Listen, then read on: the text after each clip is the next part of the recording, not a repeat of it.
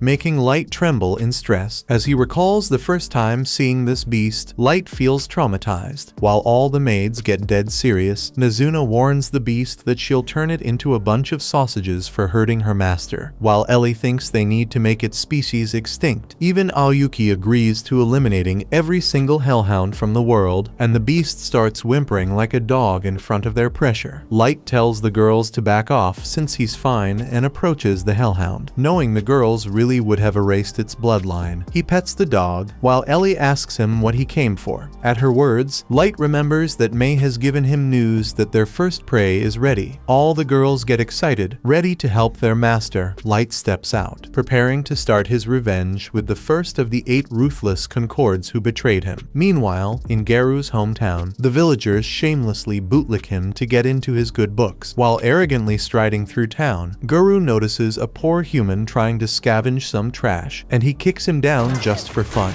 Then, he heads to a tavern and orders a feast with his lackeys, who praise him for rising through the ranks as an orphan and boosting their wolf tribe's status. Garu thinks that he became strong due to his natural sense of perception as a beastman, but his lackeys point out that his sense of perception is the strongest among them. Agreeing with their point, Garu admits that he can always sense which missions have the best rewards, so he's always able to make quick money. Curious, the lackeys ask him how much money he got from hunting Light from 3 years ago, but he says that it was a secret mission from the Federation, so he can't talk about it. Thinking back, Garu feels like slaying Light was the easiest job ever. He thinks that even though Light teleported away, there was no way he survived the dangerous abyss afterward. However, as he remembers that all the countries in their world are looking for a maestro, he wonders why they're so important. Suddenly, his tail shivers from a sense of danger, and Garu decides not to think about deep secrets too much. As his lackeys continue ordering drinks without a care, May interrupts their chatting. When she tries talking to Garu, his lackeys start screaming at her for talking to their master without permission. He silences them and asks May what she wants, so she introduces herself as Light's first maid. At his mention, Garu is shocked, and she tells him that she's been searching for her missing master. May explains that Light is actually from a noble family, and his family has been searching for him. Garu refuses to believe that a harmless wimp like Light could be from a noble family, but after May insists, he decides to listen to her. While he is excited to make money, May sheds tears, saying that her master might have perished in the treacherous abyss. In front of everyone's shocked eyes, she offers a briefcase full of pure gold if Garu helps her see the place where Light was last seen. Still feeling like it's a trap, Garu accepts the job since he thinks May can't threaten him as a human. On the surface, he acts like Light was a brother from his party, and he would help see him even without the money. Shedding tears, May thanks Garu for his generous offer. A month later, he takes May to the abyss. Once they finally reach the dungeon, May sweats hard, looking exhausted from all the travel. As Garu looks back at her, he feels a malicious hunger to complete the mission and use May's weakened body to his advantage at her master's grave. Once they finally reach the spot where the Concord betrayed Light, Garu tells May that it's where he lost his friend to a monster. As she falls to her knees in despair, Garu apologizes for his party's carelessness that led to the loss of their friend. He silently signals to his minions, who block the exit to the cave. While Garu thinks he's going to have a great time with the foolish girl, suddenly, May's voice turns cold. She says that it's a pity her master was brought to a dangerous dungeon, only to be betrayed by the scum party members. Hearing her cold words, a chill runs down Garu's spine, and he backs up in caution. While his lackeys look on in confusion, Garu realizes that May is setting up a trap for him, since nobody knows what happened to Light except the Concord and their higher-ups, thinking she's a spy from another country. Garou asks for May's identity. She scoffs, saying that she is only loyal to her master, Light. After declaring that she'll make Garou pay for his crimes, May looks back with a fierce glare that leaves him paralyzed with fear, thinking that human women are just pieces of meat to use. Garou feels shocked that May has the power to threaten him, as May stares at him like he's a piece of trash. Garou thinks he's dead. However, a hooded figure suddenly appears and stops her before she can take any action, as Light announces that he'll take revenge on Garou himself. Garou's minions start mocking him for threatening them as a pathetic human. Watching in horror, Garou is speechless as Light removes his hood to reveal his face. He smiles and waves at Garou's pack, while the minions wonder who he is, knowing that Light is only level 15. Garou starts laughing at his ideas of taking revenge on a level 150 monster like him. Unamused, Light watches as Garou threatens to use his corpse as a stepping stone for his achievements. However, Light points out that instead of carelessly threatening him, Garou should have been more cautious and asked how he survived the terrifying abyss. Garou agrees, but thinks that he can't threaten him even with May's help. Thinking that Light got lucky to meet her, he feels confident that they can't survive against his pack of level 130 minions. As Light agrees with Garou, his minions rush to attack him. Suddenly, a pile of limbs flies into the air after May effortlessly chops up the dogs, after declaring that anyone who threatens her master will be turned into dog food. May guards the dungeon's exit to prevent Garou from escaping. While his remaining minions start panicking, Garou tells them that May only used a sneak attack to catch them off guard, pointing out that humans can be way stronger than his imagination. Light mocks Garou for being so delusional. However, Garou arrogantly refuses to accept reality and says that he'll show Light the true power of beastmen. Light grows silent, thinking about the discrimination humans have to face because of their weakness. Garou thinks it's only natural that other races are superior, but Light reminds him that his maid just dismembered his minions. Garou says that she must have cheated with a magic item and charges at Light to shut him up. However, Light easily knocks all of them back with his staff. On the ground, Garou struggles to regain his bearings as Light walks up to him and mocks him for losing so easily. Feeling his pride hurt, Garou gets up and jumps back, and prepares to teach him a lesson with his ultimate power. He uses a magic crystal to summon a powerful level 500 Fenrir, but Light remains unimpressed while facing the magic beast. Seeing him so calm, Garou thinks that Light has lost his mind from fear. He taunts Light to get on his knees and beg for his life, but Light tells him he'll remain standing in the same spot to let his Fenrir attack. Angered by his taunt, Garou orders his beast to attack, and it starts charging a powerful spell. With a loud roar, the Fenrir unleashes a magic beam at Light, who remains standing on the spot. As the smoke clears, Garou feels confident that his monster vaporized Light. However, his jaw drops after Light appears completely unharmed from the blast. Light mocks Garou's Fenrir for just kicking up a bunch of dust in the air, while the beastmen stare in complete horror. As Garou realizes just how much trouble he's in, Light tells him that he'll show him a real Fenrir this time. He brings out an ultra-rare card that summons a level 9000 Fenrir Emperor, which completely dwarfs Garou's pathetic dog. At Light's order, his Fenrir blows some soft air, which flies towards Garou's Fenrir and freezes its entire body. The ice shatters in front of the beastmen, obliterating the fake Fenrir and any hints of Garou's remaining pride. Whimpering like a puppy, Garou asks Light if the powerful Fenrir was his trump card, but Light tells him that he could have easily defeated the Fenrir himself. He finally reveals his true level of 9999, leaving Garou trembling in fear. As his minions whisper that humans can only reach level 100, Garou thinks that Light is an imposter from another race acting as a human, pointing out that Light still has the body of a child. He says that any human would have grown in 3 years. Light reveals that he is wearing a bracelet of youth that stops him from aging, so he can always remind himself of the pain he suffered 3 years ago. Watching Light's cold eyes, Garou finally believes that he's the real person from 3 years back. Knowing he can't do anything against him power, Garou decides to grovel and beg for his life. He tells Light that he was only acting on someone's orders all those years ago, and blames his minions for trying to attack May. His enraged minions scream at him for throwing them under the bus, but Garou ignores them and asks Light for mercy. Light asks him who the maestros are, and Garou says that the Federation ordered him and the others to search for them. them. As Light asks why they're searching for maestros, Garou explains that he wasn't told the reason. Then, Light demands to know why they tried to dispose of him after making sure he wasn't a maestro. And Garou remains silent once again. He swears he truly doesn't know anything, but his minions claim that they have some information to save their lives. However, Mei cuts them all to pieces for lying. Then Light turns his attention to Garou, saying he has one more question. He asks Garou if he could win a war against all the races with his power, but before Garou can answer, Light reminds him that Mei can see through lies with her Eye of Truth skill. Terrified, Garou admits that even with his overwhelming stats, he couldn't defeat all 9 races alone, as they've spent hundreds of years stockpiling weapons, armor, and magical items. At his answer, Light nods, agreeing that a single person can't take on the entire world, even if they reach level 999. This leaves Garou confused, and Light tells him that he has some more questions for him once they arrive at his base. He uses a teleportation card that surrounds them all and takes them away, leaving the dungeon floor as a bloodied mess. After opening his eyes, Garou looks around to find himself surrounded by powerful figures everywhere. All of the powerful beasts, maids, and soldiers pay their respects to Light as he walks forward to his throne. After Light ascended the stairs and sat on his throne, Light told his servants to stand straight and show their stats. All of the servants release their auras, with everyone over thousands of levels, each beyond Garou's comprehension. Even the lowest guards are at level 1500, while Light's leading maids are all maxed out at 9999. He tells Garou that these are all his soldiers that he has prepared in the last 3 years, asking if the forces are enough to defeat all the kingdoms on the surface. As Garou struggles to keep his sanity, Light repeats his question, but he gets his answer from the absolute horror on the beastman's face. He smiles and tells Garou that this overwhelming despair is his punishment for what he did, while Garou thinks that he can obliterate the world at the drop of a hat. With tears in his eyes, he thinks that Light is the strongest person in the world, and even thinks that he's like a deity. As Light notices his expression, Garou asks him if he's trying to become a god. Gripping his staff, Light says that he thinks it's a good idea. In his eyes, the people who tried to hurt him are all hiding something from him, so he thinks he'll become godlike if that's what he needs to get his answers. Light summons his gacha gift, saying it gives him the power to control the world, and declares that he will judge if the world deserves punishment based on the answers it gives him. With his empire ready to fight, he orders his soldiers to head out of the abyss, beginning their war march against the 9 races. The next day, the first thing Light does after going to the surface is visit his hometown. Light eagerly runs to greet his family, but everyone is horrified to see the entire village razed to the ground by an evil party. After this traumatic setback, Light makes a spiritual grave for his departed family. As he pays his respects to everyone, Light is grateful that he didn't find his siblings' bodies, so they might still be alive. Behind him, a knight called Gold tells him to hurry up since he doesn't have all day to cry for him. Nimumu gets offended by Gold's insensitive comments on their master. While the two of them bicker, Light wonders if they like each other or are genuinely just arch nemeses. Meanwhile, Gold points out that being too polite can look fake, and nobody wants to sleep out in the open grass fields. However, Nimumu is totally ready to spend time with Light wherever he goes. Her determination hurts Gold's pride, who also declares that he'd follow his master to the deepest pits of the underworld since he has sworn complete loyalty to him. Still, he doesn't feel like sleeping in the open, and Light breaks their conversation, reminding them that they need to find out who destroyed his village. He thinks that although their military power is enough to defeat all of the 9 races combined, they shouldn't act until they've learned more about the hidden strengths of the other nations. In Light's mind, the destruction of his village is also related to the hidden powers of the world, who are interested in his master's status. Angered by the loss of his parents, Light releases a bloodthirsty aura, but Gold reminds him to keep it in check. He agrees and puts on a fool's mask accessory to hide his identity, promising his parents that he'll avenge them. Once they're done with preparations, the trio starts flying towards the city of Dagas. On their way, Nimumu accidentally calls Light by his real name, so Gold reminds her that she should call him Dark to hide his real identity from the 9 races. Light thinks that he should raise his adventurer rank as Dark in order to get more secret intel from the guild. His 2 servants agree with his plan, and they soon spot the city of Dagas. In order to avoid making a scene, they land on the ground and walk the rest of the way on foot. However, they encounter a group of bandits mugging a poor merchant and his son. The bandits immediately notice the shining gold knight staring at their faces and instantly call him out. Nemamu gets angry at Gold for causing trouble, but he laughs and easily ties up the bandits. Overjoyed to be saved, the merchant thanks Light and his party by allowing them to ride his carriage to Daga's. While they ride, the merchant's son praises Gold and Nemamu for defeating the dwarves so easily, but she tells him that their master is even cooler than they are. Meanwhile, the merchant feels curious if Light's party is an experienced group that will explore the Daga's dungeon, since it's the city's specialty. Light tells him that they're not registered yet. The man is shocked to hear this and offers them some information on the world's countries. It turns out that Daga's is a town on the Dwarven Kingdom's southern border, which is next to the Human Kingdom to the east and the Elven Kingdom to the south. Although all three kingdoms have had beef in the past, the Daga's dungeon has some great loot which has attracted adventurers from all over the region. As the merchant finishes his explanation, they reach the Daga's gate, and Light's party gets off to walk the rest of the distance. Before leaving, the merchant introduces himself as Colonel and invites their party to stay the night in his inn if they need a place. Meanwhile, they start heading to the Adventurers Guild, noticing all the dwarven blacksmith shops on the way. Once they enter the guild, Light's party feels surprised by all the people there, but everyone else starts avoiding them like the plague. Light realizes that humans like him are treated poorly in this city as well, but he decides to register anyway. The guild receptionist starts him off at an F rank, which completely pisses off Nemamu. She starts yelling at the poor receptionist to give her master an S rank, but the receptionist reminds her that everyone has to start off at the lowest rank. Thankfully, Light steps in and accepts his ranking before Nemamu can embarrass herself even further. Once they're finished with the registration, she starts crying because she made her master look bad in public. Gold rubs even more salt in her wounds, so Light stops him from bullying her. Afterward, they head to Colonel's inn to get some rooms. His son happily leads the group to his father, who asks if he can do them any favors. Light asks Colonel if he can rent out the entire top floor of his inn for complete privacy, even from the staff, as payment. He offers Colonel a huge bag of gold, but he refuses to take money from somebody who saved his life. However, Light insists, so Colonel accepts his generous payment and agrees to arrange the top floor for him. Once Light is in the top room, he casts a bunch of magic spells to isolate his space from the outside world for complete privacy. As he stretches freely in his chair, Nemamu asks him if it's truly safe for Light to explore the surface while exposing himself. She thinks that he should just stay in the safe fortress of the abyss and let them handle the work on the surface. But Light stops her. He asks Nemamu if she's going to stop him from personally taking revenge and gets up in rage. Feeling his anger, she realizes she has committed a grave mistake and instantly drops to her knees to apologize. While Light coldly glares at Nemamu, Gold breaks the tension in the room with his charming laugh. It breaks Light's rage as well, and he gets down to comfort Nemamu. However, she still thinks that she has gone too far as his servant, so she decides to retake her pledge of loyalty as an apology. Nemamu gets down to kiss her master's feet, and Light silently allows her, feeling embarrassed by the unnecessary ritual. Watching her get into it, Gold wonders if Nemamu is secretly enjoying licking his feet, which ruins the atmosphere even more. The next day, the group starts heading out to the Daga's dungeon. As everyone around him notices the strange mask, Light realizes that his disguise isn't perfect. Unfortunately, they're too late to enter first, so they have to wait in line like a bunch of peasants. Gold notices that there aren't many elves in line, so Light points out that the Elven Kingdom has been at war with the dwarves over this dungeon, so tensions are high. Nemamu praises her Light's brilliant detective skills, but he asks her if it's appropriate to press her chest against his back, as she says that it's absolutely necessary to protect his rear. A shady bunch of adventurers cuts in line in front of them. Watching the three hooded figures, Light deduces that two of them are a couple of chumps, but their big leader is a serious threat. Even some of the other adventurers consider calling them out for cutting in line. Light gets in front and asks them to get back in line politely. The elf leader gets offended and asks Light if he knows who he's talking to. Naturally, Light points out that he doesn't know them since they're literally hiding their faces under their hoods. He also notes that if he's someone of high status, he shouldn't be doing shady activities that would ruin his family name. Backing their master, Gold and Nemamu also tell the adventurer to get out of the way, but the elf thinks that they're just a bunch of insects. Before he can unsheath his greatsword, his partner stops him, reminding him not to make a scene. When When the hooded elf finally gives up and leaves, the rest of the adventurers thank Light's party for removing him. The party in front of Light apologizes for being unable to stand up to them, but Light says he just got rid of the trouble for everyone. They feel a bit better from his comfort, before one of them curiously asks if Gold's armor is truly made out of gold. The party leader silences his blabbermouth member, but it's already too late, as Nemamu explains that his armor isn't actually made of gold, since gold is too soft to make strong armor, but Gold doesn't mind using just the color. Then, the kids ask Light if it's his first time entering the dungeon, and he confirms it. The kid isn't surprised since everyone else brings lots of camping supplies for the long trips into the dungeon. Since Light's party is the only one looking underprepared, he figured out that they're new here. Once it's his party's turn, the kids say goodbyes and enters the dungeon, while Light's party realizes that they should take out some of their resources from their magic item box just to avoid suspicion later. Soon, it's Light's turn, and they head inside the massive dungeon. Nemamu is impressed by the dungeon's massive size, wondering how they can all turn out so different while following the same concept. Light notes that they need to access the dungeon's core to find out its secrets, but even Ellie, the researcher, can't pull it off. Gold thinks that there's no way they can do anything with Nemamu tagging along, so Light reminds him that he's also useless for the task. As they head deeper into the dungeon, the concentration of mana grows stronger, and the dark, cold prison area shifts into a vibrant, thriving world full of life. Gold appreciates the exotic wildlife, while Nemamu notices that there aren't any people snooping around their location. To begin their exploration, Light quickly casts some conceal and buff spells on his party. With the help of his buffs, they begin flying around the dense forest. Meanwhile, in the ground, the arrogant elf from before faces off against some powerful orcs surrounding him. Thinking about the humiliation from Light's party, the elf from before, called Kaido, rips apart the beasts one by one. He screams that he deserves better treatment. He's the youngest white knight in the elf kingdom and the descendant of a legendary hero. His servant, called Yanak, stops him from his pointless rampage, reminding him that their target is the third, not the first floor. However, Kaido points his sword at his own butler, thinking there's no way he can forget the humiliation from before. Kaido says that the only reason he isn't getting more respect is that his level is capped at 1500. But Yanak points out that he has already surpassed the normal level cap for elves. He refuses to accept this, saying that a master descendant like him is supposed to have limitless potential. Seeing his young master so frustrated, Yanak acts like he feels so much sympathy for him, saying that he also got exiled from his country because of his experiments on breaking their limits, as Kaido demands that he make him level up. Yanak grins creepily as he accepts his request. Kaido turns around, thinking he'll get rid of this crafty dark elf once he has used him to level up. Meanwhile, Light's party finishes butchering a group of trolls on the third floor. They decide to take the magic gems out of the monsters as proof of exploring the third floor before heading back. Noticing that her master got dirty from the fight, Nemamu offers to help him clean up. Once they fly back to the first floor, Light thinks they should start walking since Gold's bright armor attracts too much attention. However, they notice the weak party from earlier fighting some goblins. Gold notes that the party is strong enough to defeat the weak prey, but Light realizes that they missed a hidden enemy. As the young party turns around, they find Light pinning a bush snake with his staff. He reminds them to be careful since the snake could have paralyzed one of them and left them defenseless against the stronger monsters. Feeling grateful for Light's assistance, the kids thank him, but he suddenly gets serious after noticing another enemy. From a distance, a pack of dangerous bush wolves jumps out of the forest, shocking the kids. As they start panicking, Light tells them that the wolves mean no harm. In front of their eyes, the wolves simply avoid them and run away. Horrified, the kids finally realizes that the real enemy Light mentioned wasn't the wolves, but a four-scythed mantis behemoth. Shocked, the kids wonder how the mantis appeared, since its species went extinct over 10 years ago. As the kids prepare to run away from the monster, Light asks them if he can just hunt it for himself. Nemamu notes that the mantis is level 500, and the kids ask their group to leave, thinking it's too powerful for them. Soon, the mantis charges at them, and Gold takes the lead to block its attack. After exchanging blows with the mantis, Gold realizes it's not an enemy to be underestimated. Then, Light uses a fire arrow arrow spell against it, but it reflects the arrow with its tough scythe. Watching the battle, the leader of the kids asks his mage, Mia, to help, but she starts glazing light because he cast a spell without any incantation. He tells her to focus on helping them instead, but Gold reassures them that he'll be fine, getting ready to fight. He tells the kids to pay attention as he combines attack and defense to defeat the mantis. As if hearing Gold's words, the mantis attacks him again to begin the fight. Gold easily blocks its strike with his shield, shattering its scythe from the rebound. Taking advantage of its shock, he rushes to slash off one of the mantis' legs. Next, Light decides it's his turn to show off, and he unleashes a barrage of fire arrows that shoot towards the mantis. As it tries to deflect the attacks, the arrows curve and avoid its scythes, spearing into the monster's back. Mia watches in awe as Light controls over 30 homing arrows, gathering them to destroy the mantis. Feeling overwhelmed, the monster runs off to protect itself. However, Light stops the poor bug with a firewall, so it jumps above the flames to fly off. Finally, Nemamu jumps after the mantis, easily getting to a higher height. Clutching her daggers, she slashes it apart in a single strike, shattering it into pieces. While Nemamu feels smug about her achievement, Gold mocks her for acting like a kid. As she gets angry, he reminds her that she chopped all of the precious monster materials apart. The realization sends her into a panic, while the kids watch in shock, wondering how powerful Light's team is to easily defeat such a ferocious beast. After Nemamu apologizes to Light for her failure, the kids search the mantis' remains and find a perfectly intact monster gem. Gold praises their luck, glad that Nemamu's reckless strike didn't shatter the precious material. Seeing the core, Light thinks it'll be enough proof to submit to the guild and increase their rank. Meanwhile, the kids asks Light if they're in a rank party trying to increase their rank. However, Light tells him that they're actually F rank, which sends the entire party into an existential crisis. Then, Mia creates a giant water bubble with her magic to help Light's team clean up. Gold tells her his shiny armor is as brilliant as ever, so Light steps up to wash his dirty hands. He asks the rest of the kids to wash up with him, grateful for their little gift. The kids tell it's no big deal since he literally just saved their lives. Then, they offer to let Light stay with them during the night since it's getting dark. Light doesn't wish to burden the kids, but their leader reveals that his sister Mia is itching to learn about his insane magic techniques. Seeing her eager look, Light agrees to stay and joins them around a campfire to have dinner. Light tells Mia that his parents are genius mages, saying that she also has a lot of talent for magic. She smiles, saying her abilities aren't nearly as impressive as voiceless spells. Her brother wonders if chantless casting is really that impressive, so she starts geeking out about the 3 different classes of magic. She explains that combat class spells like the fire arrows are used for single targets, while tactical skills like the firewall are used for crowd control. She also reveals that there are strategic class spells that can have global impacts. However, global spells are at the level of natural disasters, so it takes several high-level mages chanting them at once to successfully cast them. She explains that races like dragonutes, elves, and demonkin can easily cast spells because of their natural talents, but humans aren't so blessed. That's why she thinks that Light is a world-class prodigy, since he can cast spells without reciting the incantation, despite being a mere human. Gold nods, appreciating her knowledge, while Light awkwardly laughs off her praise. Finally, after Mia settles down, her brother says that no matter his powers, Light seems like a kind man. To cheer up his sister, he tells her she'll surely succeed after getting admitted into the duchy's magic school. While Mia is embarrassed, Light gets curious about the duchy, since it's the joint nation created by all 9 races. Gold also thinks that Mia must be quite talented if she can get admitted to the best magic school in the world. Her brother explains that although she got admission, she could never study at the school because their parents, who were paying for her tuition, died in an epidemic. Thus, the 2 of them were left to fend for themselves and created an adventuring party with Gimra and Wordy to earn money. However, he feels hopeful that with enough money, he can eventually send Mia to study at the duchy's academy and fulfill her dreams. Feeling like a burden, Mia tells her party to take it easy instead of focusing so much on her. Watching the brother and sister take care of each other, Light remembers his own younger sister. He tells the kids to keep going, since he believes that they'll make it big with their talents. Light also praises Mia's talents, but she thinks that he's just being nice to her. However, he assures her he's serious, and his words give her a bit of confidence. Soon after, the party leader asks Light why he chose chose to become an adventurer, and Light begins to recount what happened to his family. Nemamu tells them that the fire that killed Light's family left him with burn marks, so they're traveling with him to get his treatment. Gold explains that he and Nemamu received help from Light's family, which is why they're helping him to pay off their debt. As Light's tragic backstory finishes, the group's cheerful atmosphere suddenly burns out. To change the subject, Gimra curiously asks if Nemamu and Gold are married. Nemamu instantly rejects this idea, saying there's no way she'd ever like a narcissist like Gold. Gold agrees, saying that he also doesn't like her since she has both the body and attitude of a little brat. Thinking he's got a chance, Gimra proposes to Nemamu, but she tells him her heart belongs to Light. Gold chimes in, saying that it would be the biggest waste in the world if she dirtied their master, and they continue bickering throughout the night. Somewhere else, Kaido cuts down a monster, and Yanak praises him. However, Kaido gets mad at him, saying his legendary sword Grandius is made for slaying heroes, not weed whacking. To calm him down, the Dark Elf reminds him that he needs the samples from these monsters for his research on breaking the level limit. With the monster samples complete, Yanak thinks it's time they start collecting samples from the human race next. A few weeks later, Light returns to the Adventurers Guild with a bunch of resources he got from the dungeon. The receptionist fawns over Light for the precious materials, and Nemamu tells her that her master definitely deserves an S+